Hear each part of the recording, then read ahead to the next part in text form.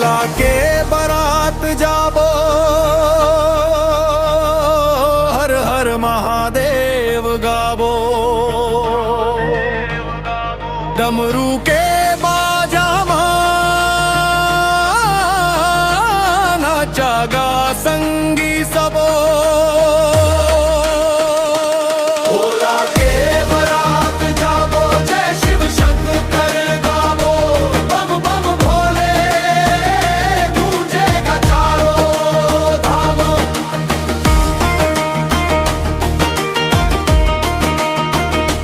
माथे चंदा गंगा धारे, नाग लपेटे गला में प्यारे।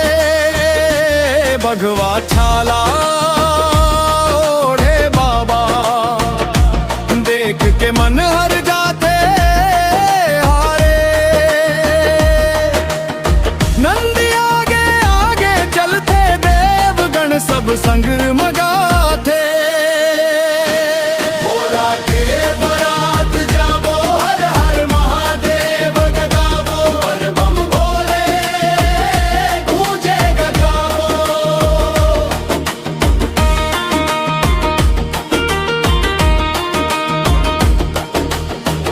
भूत प्रेत सब बराती बन के,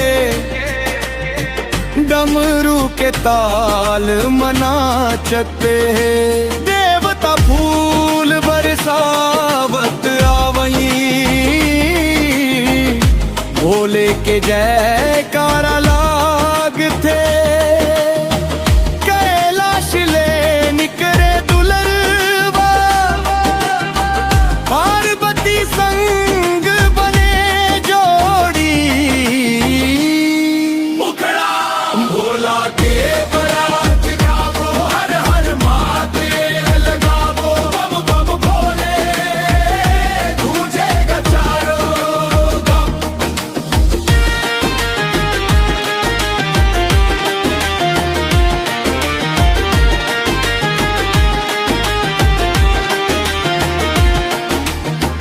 बेल पान औ धतूरा चढ़ावो, मन के अर्जी आज सुनावो। दुख दरिद्र सब दूर भगावो, भोला के चरण में सिर नवावो। शिव कृपा जे करू पर होही, सुख शांति घर आ जाही। बम बम भोले हर हर भोले, जय शिव शंकर जय महाकाल। डमरू बाजे मन हर नाचे, भोला बा